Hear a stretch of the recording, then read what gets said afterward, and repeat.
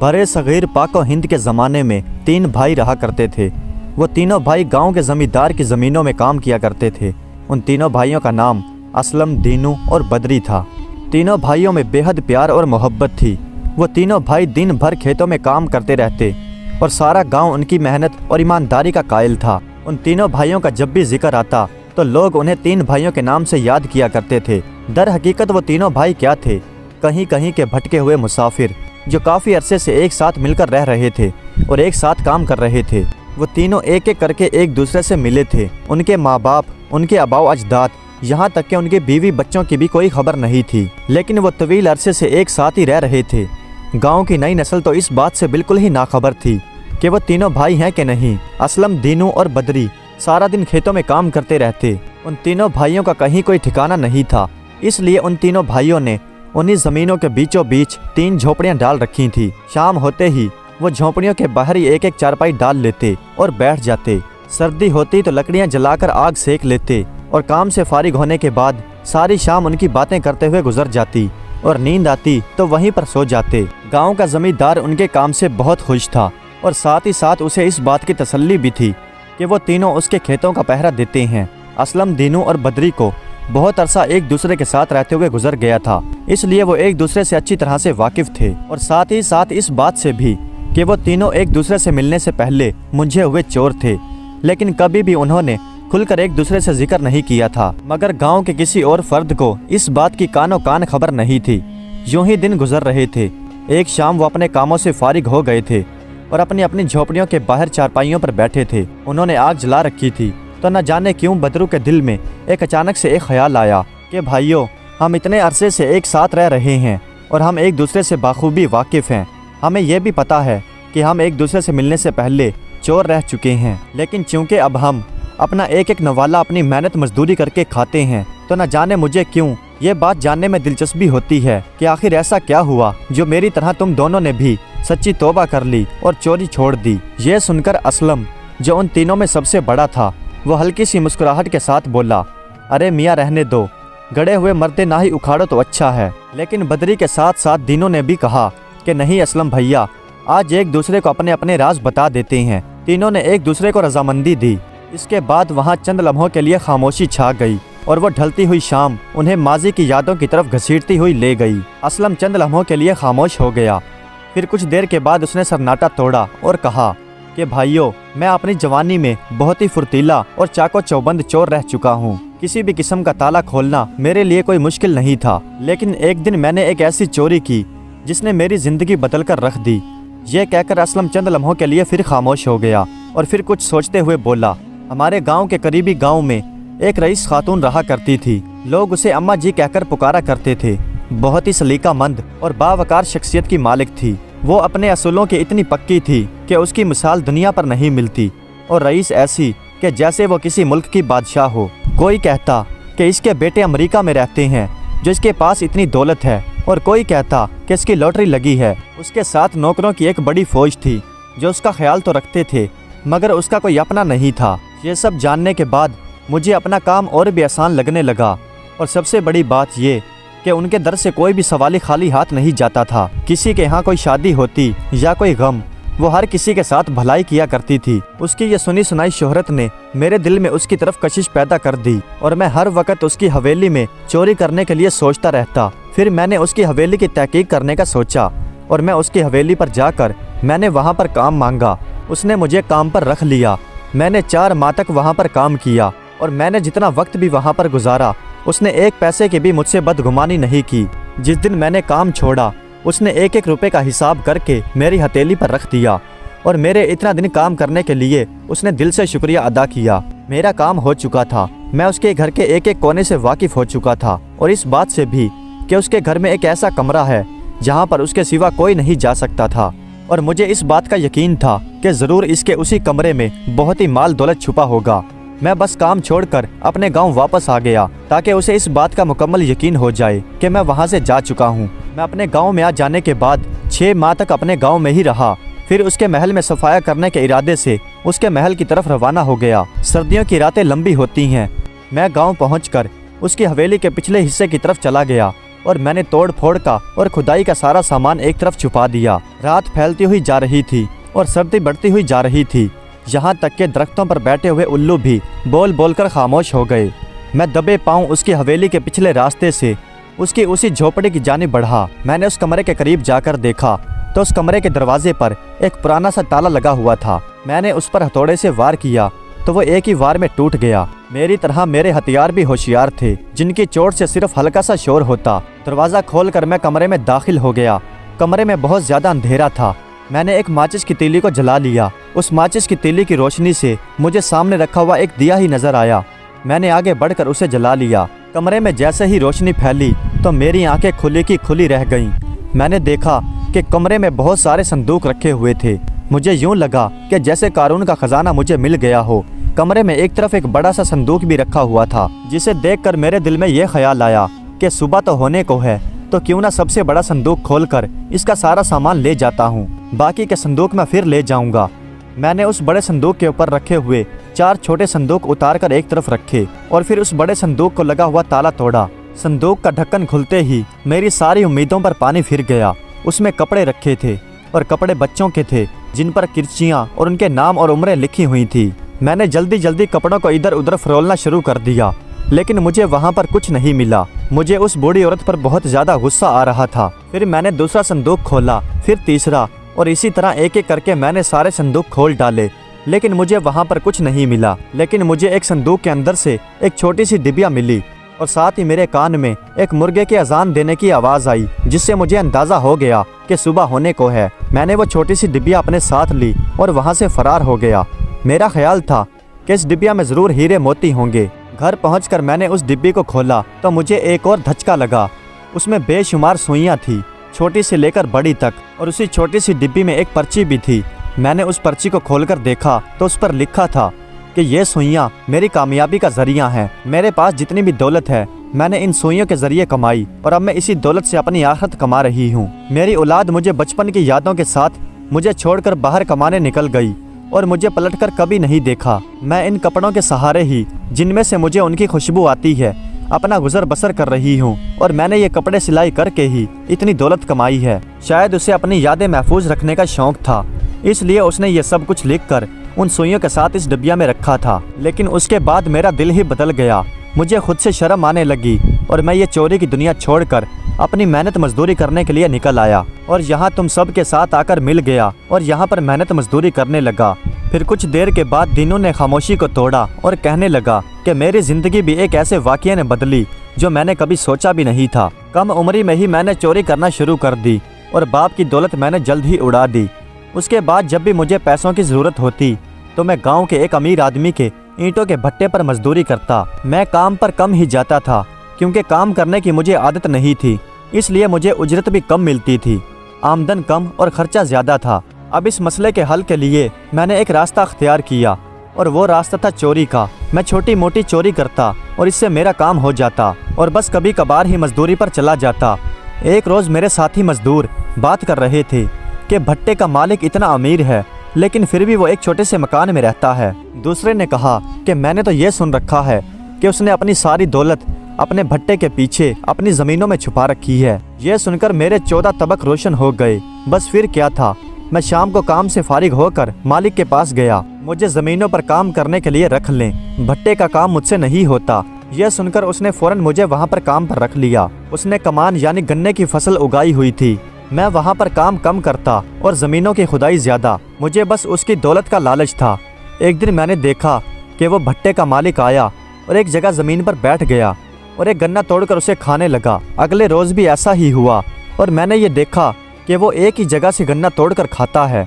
मैं खड़ा उसे देख ही रहा था कि उसकी नज़र मुझ पर पड़ गई। वो मेरी तरफ बढ़ा और मेरे करीब आकर बोला, ये लो ये गन्ना खाओ, इससे तुम्हारा मर्ज ठीक हो जाएगा।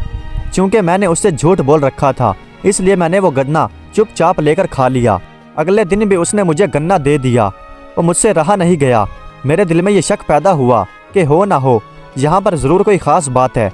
मैंने उससे पूछ लिया कि जनाब क्या बात है, आप रोज़ ही इसी जगह से गन्ना तोड़कर खाते हैं। मेरी बात सुनकर वो मुस्कुराया और मुझे अपने पास बिठा लिया और कहने लगा कि मेरी बात सुनो, मैं एक रईस आदमी था, या यूँ कह लो कि मुझे दौलत जमा करने का बेहद शौक़ था।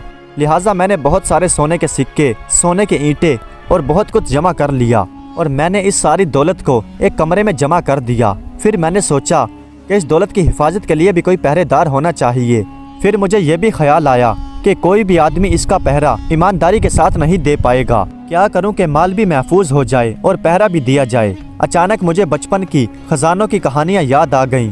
یہ سوچ کر میں نے ایک سپیرے سے رابطہ کیا اور ایک بڑا سا سانپ لا کر اس خزانے پر بٹھا دیا۔ میں بہت خوش تھا کہ میرا خزانہ محفوظ ہو گیا۔ پھر آہستہ آہستہ دن گزرتے گئے اور نہ جانے کیوں مجھے سانس کی بیماری لگ گئی اور پھر میری مرض بڑھتی ہوئی چلی گئی۔ مجھے اپنی موت قریب نظر آ رہی تھی اور میرا کوئی اپنا بھی نہیں تھا جو میری دیکھ بھال کرتا۔ ایک دن مجھے ایک بزرگ نے کہا کہ بیٹا تو اپنی جان کا صدقہ دے دے، غریبوں کی مدد کر اور اپنے دل سے دنیاوی دولت کی طلب ختم کر دے۔ دولت کا کیا ہے، وہ تو پھر بھی کما سکتا ہے، اللہ تیرا بھلا کرے۔ مجھے ان بزرگ کی بات بہت بھلی لگی اور میں گھر واپس پلٹا۔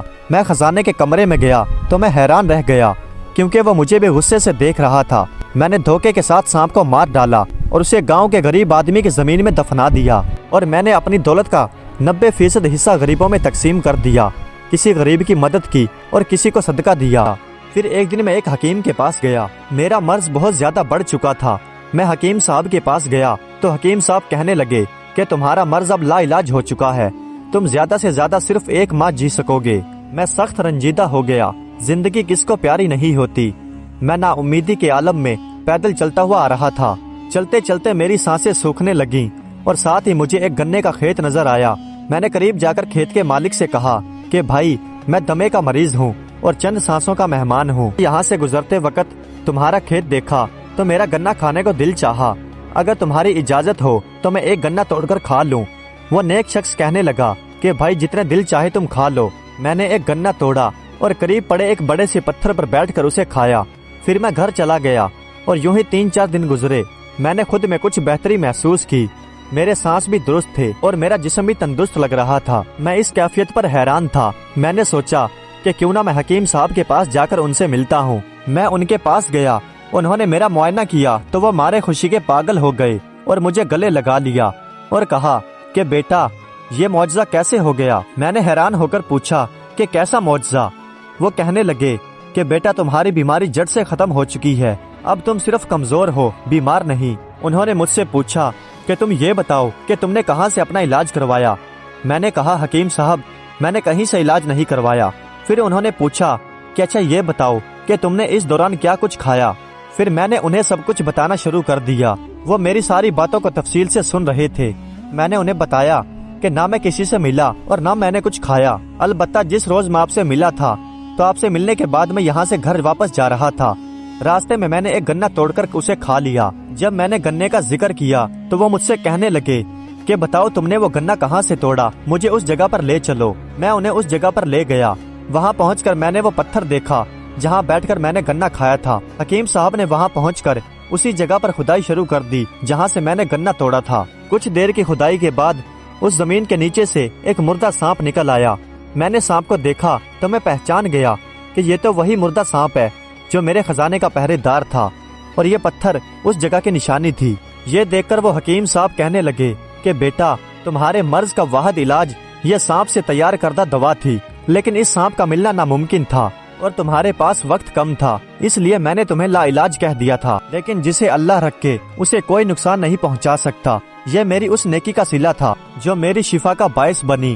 بس میں نے سخت محنت کر کے اپنی زمینوں پر گنا اگا لیا اور میں نے اس کے ساتھ ساتھ ہی دگنی رقم کے ساتھ یہ کھیت بھی خرید لیا جہاں پر میں نے سانپ دفن کیا تھا، اس لیے میں نے تمہیں بھی یہاں سے گنا توڑ کر دیا۔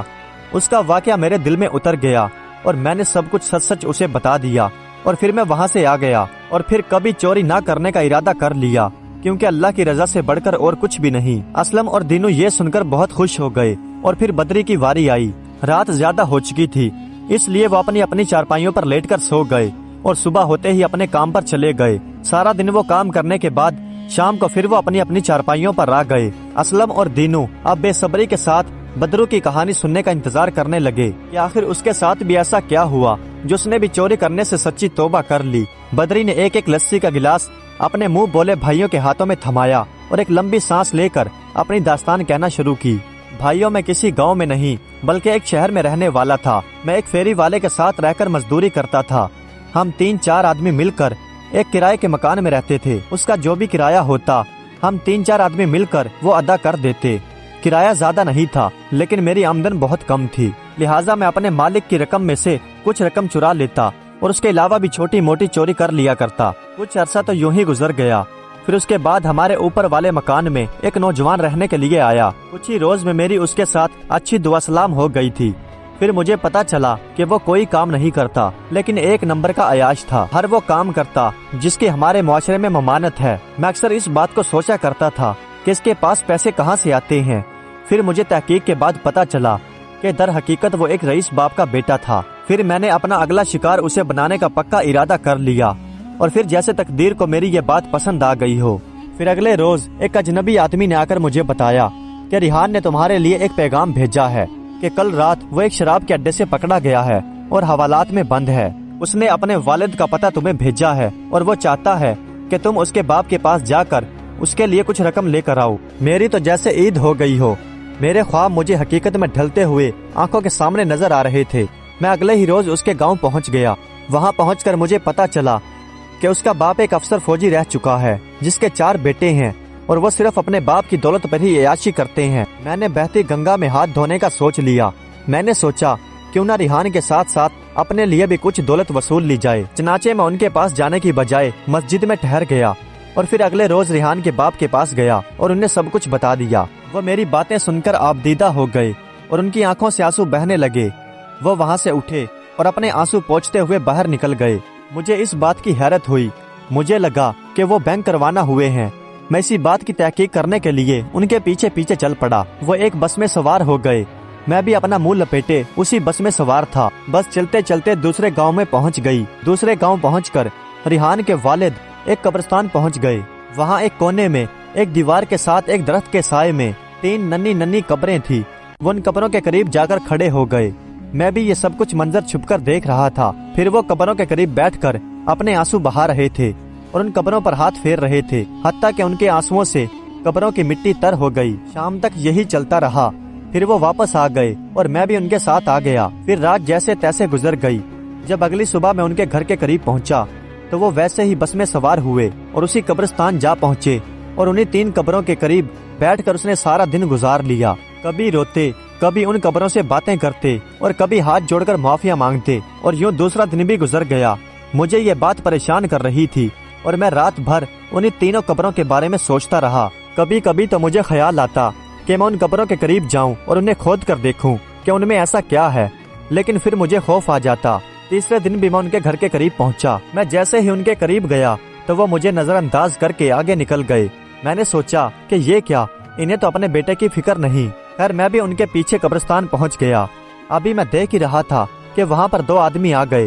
वो आदमी वहाँ से गुजरकर जा रहे थे, लेकिन जैसे ही उन्होंने उस आदमी को देखा तो वो भी वहाँ पर ठहर गए और कहने लगे कि बेचारा कई सालों से यहाँ इन कब्रों के करीब आकर रोता है। जब से इसके बेटे बदकारी में पड़े हैं तो इसका ठिकाना ये 3 कब्रें ही हैं। उनमें से एक बुजुर्ग था। वो कहने लगा कि ये तो अपने माँ बाप का फर्मा बरदार था, एक अच्छा इंसान था। इसके बाप ने इसे फौज में भर्ती करवा दिया था। जल्दी इसे खूब तरक्की मिल गई। इसकी माँ ने इसकी शादी करवा दी थी और हमारे गांव के एक निहायत शरीफ घराने की लड़की ब्याह कर ले गई।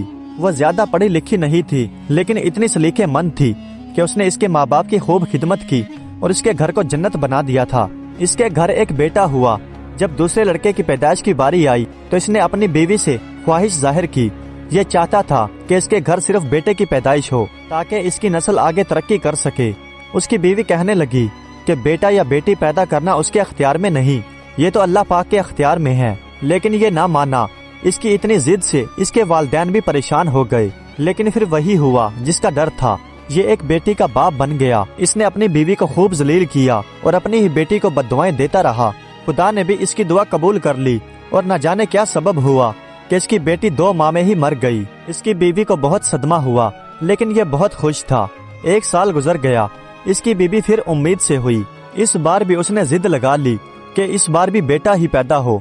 उसकी बीवी समझाने लगी कि ये मेरे बस में नहीं कि बेटा ही पैदा हो, लेकिन वो नहीं माना। बिल आखिर इस बार भी किस्मत ने अपनी ही मनमानी की और एक बार फिर इसके घर में बेटी पैदा हो गई। अब तो इसके दिलो दिमाग में तूफान मच गया। इसने उस बेटी को बहुत बद्दुआएं दी और बहुत गालियां दी और ये कहकर वहाँ से चला गया कि इस बच्ची को भी इसकी बहन के पास पहुँचा दो। ये कहकर उस बच्ची की माँ तड़प गई, लेकिन जैसे उसकी जुबान ही काली थी, जो कहा वही हो गया। 15 दिन में वही बच्ची मर गई और उसकी कब्र भी उसकी बहन के साथ ही बना दी गई। सिवाय इसके सब गमगीन थे। और फिर इसी तरह से 1 साल गुजर गया। इस बार भी उसके यहाँ जब बच्चे की पैदाइश का वक्त आया, इस बार भी उसे बेटी हुई।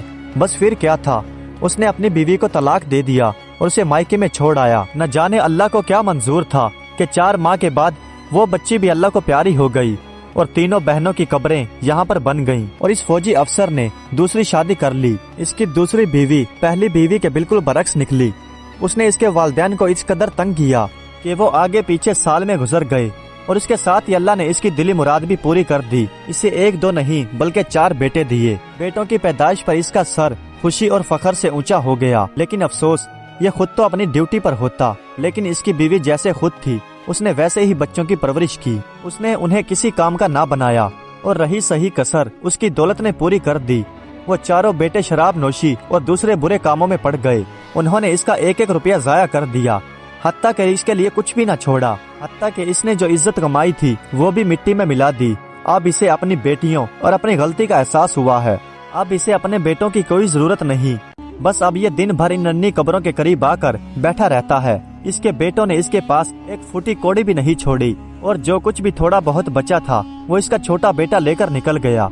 बस मुझे ये सब कुछ सुनकर बहुत अफसोस हुआ। उन 3 नन्ही कब्रों की हकीकत ने मुझे अंदर से झंझोड़ कर रख दिया और मुझे यूं लगा जैसे मेरे अंदर का इंसान जाग गया हो।